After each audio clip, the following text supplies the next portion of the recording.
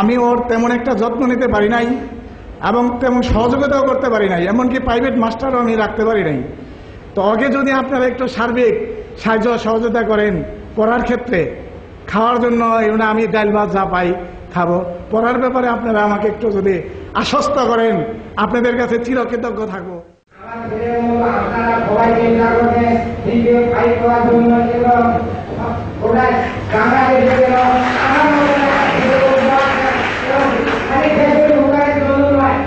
এই বাংলাদেশের পুরো বিশ্বের মানুষদের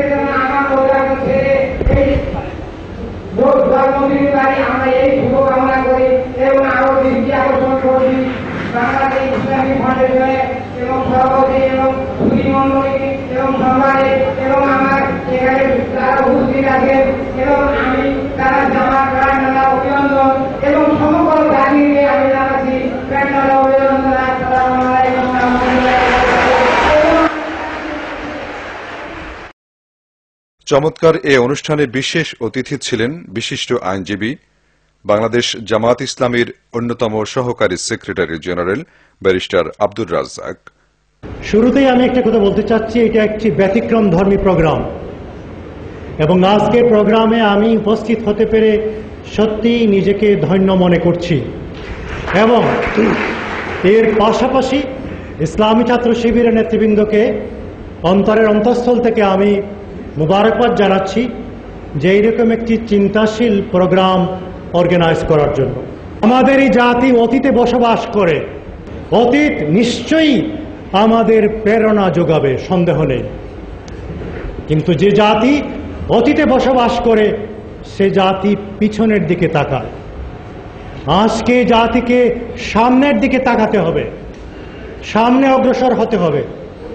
যে জাতি এই সোশ্যাল ক্লাস থেকে এইরকম মেধাবী মানুষ সৃষ্টি করেছে, I have great confidence in my future generation যে ইনশাআল্লাহ এরা এদেশের মুখে হাসি ফুটাবে ইনশাআল্লাহ।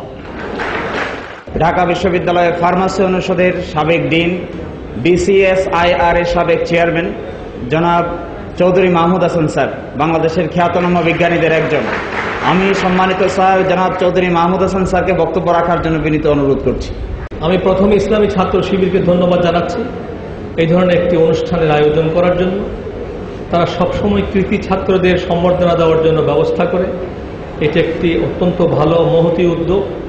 যখন তোমাদের সামনে বক্তব্য রাখতে আসি তখন আমরা এই প্রত্যাশা নিয়ে আসি যে একটি নতুন বাংলাদেশের স্বপ্ন আমরা দেখতে চাই। আমরা চাই ক্ষুধা দারিদ্রতা মুক্ত, দুর্নীতি মুক্ত একটি বাংলাদেশ, সুখী সুন্দর স্বনির্ভর বাংলাদেশ, স্বাধীন সার্বভৌমত্ব যেখানে রক্ষা হবে সেরকম একটি বাংলাদেশ। এবং সে বাংলাদেশ গড়ার প্রত্যয় তোমাদেরকে নিতে হবে। যারা মেধাবী ছাত্র, যারা মেধার যোগ্যতার সাক্ষ্য রেখেছ, তোমাদেরকে এমনভাবে গড়ে তুলতে হবে, গড়ে উঠতে হবে যাতে করে তোমরা আগামী দিনে আমাদের জাতিকে সঠিক নেতৃত্ব দিতে পারো। ইসলামী ছাত্র শিবিরের কেন্দ্রীয় সভাপতির মেধাবী শিক্ষার্থীদের জন্য বৃত্তি প্রদানমূলক ঘোষণা সবাইকে আনন্দে উদ্বেলিত করে। আমি আজকের আমাদের প্রিন্ট মিডিয়া এবং ইলেকট্রনিক্স মিডিয়ার ব্যক্তিবর্গের কাছে আমরা আন্তরিকভাবে কৃতজ্ঞ। আজকের এই মেধাবীদেরকে আমরাও চিনতাম না।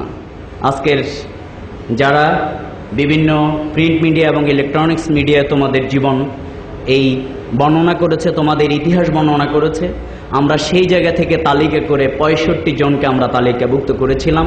এই পর্যন্ত 65 জনকে আমরা খুঁজে পেয়েছি, আমরা তাদেরকে ডেকে নিয়ে এসেছি। কিন্তু আমাদের জন্য সবচেয়ে বড় কষ্টের বিষয়টি আজ আমার মনে হয় না বললে নয়, সেটি হচ্ছে তোমরা দেখেছো আজকে এখানে 43 জন উপস্থিত হয়েছে। আমাদের কাছে ফোন এসেছে যাদেরকে আমরা ইনভাইট করেছিলাম, তার মধ্যে প্রায় 15 জন ছাত্রছাত্রী ভাই বোন এই প্রোগ্রামে উপস্থিত হতে পারেনি। খুবই একটি দুর্ভাগ্যজনক, যে কথাটি বলতে আমার হৃদয় খুব কেঁপে উঠে। সেটি হচ্ছে আমরা প্রায় 15 জন ছাত্রছাত্রী ভাই বোনদের থেকে, তাদের অনুপস্থিতি থেকে বঞ্চিত হয়েছি। আজকের যারা ক্ষমতায় আছেন সেই ছাত্রলীগের ভাইয়েরা তাদেরকে এই প্রোগ্রামে অংশগ্রহণ করতে বাধা প্রদান করেছে। আমরা আজকের এই প্রোগ্রামের পক্ষ থেকে তার তীব্র নিন্দা এবং প্রতিবাদ জানাই। এটি খুবই দুর্ভাগ্যজনক। সেই ছাত্রছাত্রী ভাই বোনদেরকে, যাদেরকে আমরা আজকে নগদ টাকা প্রদান করব, যাদেরকে আমরা বই দিব, তোমার মতোই আরেকজনকে, আমার আর ভাই বোনদেরকে যারা বঞ্চিত করেছে, এটি আমরা মনে করি খুবই দুঃখজনক। সুপ্রিয় বন্ধুরা, আমরা বলেছি ছাত্র শিবির শুধুমাত্র চমক লাগানোর জন্যই তোমাদেরকে ডেকে নিয়ে আসিনি।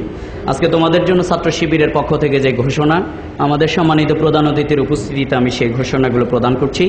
আজকে তোমাদেরকে বাংলাদেশ ইসলামী ছাত্র শিবিরের পক্ষ থেকে নগদ 3000 টাকা, এক সেট বই এবং আমাদের সম্মানিত প্রধান অতিথি তোমাদের হাতে কেস্ট তোমাদের হাতে তুলে দেবেন। তোমাদের জন্য দ্বিতীয় পর্বের শুভ সংবাদ হচ্ছে, তোমরা ছাত্র শিবিরের এই পরিবারের অন্তর্ভুক্ত হিসাবে আমরা তোমাদেরকে করে নিয়েছি। তোমাদের প্রত্যেকেই আমাদের এই পরিবারের অন্তর্ভুক্ত হয়েছ। এই জন্যেই আমরা তোমাদের ফার্স্ট ইয়ার কমপ্লিট করার পরে তোমাদের মেধার ভিত্তিতে আবারও তার থেকে বড় একটি জায়গায় ঢাকায় তোমাদেরকে সংবর্ধনা দিয়ে তোমাদের সেকেন্ড ইয়ারে আমরা বৃত্তি প্রদান করব ইনশাআল্লাহ। তোমাদের জন্য তৃতীয় ঘোষণা হচ্ছে, ছাত্র শিবিরের আমাদের যে কোচিংগুলো আছে, আমাদের রেটিনা, আমাদের ইন্ডেক্স, আমাদের ফোকাস, এই ছাড়াও বাকি বাংলাদেশের যেই কোনো কোচিংয়ে তুমি ভর্তি হতে চাও, বাংলাদেশ ইসলামী ছাত্র শিবিরের পক্ষ থেকে তোমাকে ফ্রি কোচিং আমরা করার ব্যবস্থা করব। তোমরা এখানে যদি কেউ মেডিকেলে চান্স পাও, এখানে যদি কেউ ইঞ্জিনিয়ারিং শিক্ষা প্রতিষ্ঠানে চান্স পাও, এখানে যদি কেউ বিশ্ববিদ্যালয়ে চান্স পাও, তোমাদের পড়ালেখার জন্যে তোমাদের ভর্তি সহ যাবতীয় দায় দায়িত্ব ছাত্র শিবির গ্রহণ করবে ইনশাআল্লাহ। মনোজ্ঞ অনুষ্ঠানের প্রধান অতিথি আমিরে জামাত সাবেক মন্ত্রী মাওলানা মতিউর রহমান নিজামী তার বক্তব্যে বলেন, আমরা এসএসসির রেজাল্টের পর পত্রপত্রিকায় মাঝে মধ্যেই কিছু গরিব মেধাবী ছাত্র ছাত্রীদের বর্ণনা পেয়েছিলাম। ইসলামী ছাত্র শিবির পত্রপত্রিকায় প্রকাশিত সেই সব ছাত্রীদের নাম ঠিকানা জোগাড় করে আজকের এই অনুষ্ঠানের আয়োজন করেছে। এজন্য ইসলামী ছাত্র শিবিরের সাথে সাথে যেসব সংবাদ মাধ্যমের সহযোগিতায় আজকের এই অনুষ্ঠান আয়োজিত, তাদেরকেও আমি আমার পক্ষ থেকে জানাচ্ছি আন্তরিক অভিনন্দন এবং প্রাণঢালা শুভেচ্ছা। এখানে যারা উপস্থিত, সম্বর্ধনা অনুষ্ঠানের মধ্যমণি, তারা সংগ্রাম করে দারিদ্র্যের সাথে যুদ্ধ করে যে কৃতিত্ব অর্জনে সক্ষম হয়েছে, আমি তাদের এই কৃতিত্বের ঘটনায় অত্যন্ত আশাবাদী। তারা প্রমাণ করেছে দারিদ্র মেধা বিকাশের পথে বাধা হতে পারে না। যদি সংকল্প থাকে, অধ্যবসায় এবং পরিশ্রমী মনোভাব নিয়ে যদি কেউ জীবন যুদ্ধে জয়ী হতে চায়, তাহলে দারিদ্র তাদের পথ আগলে দাঁড়াতে পারে না।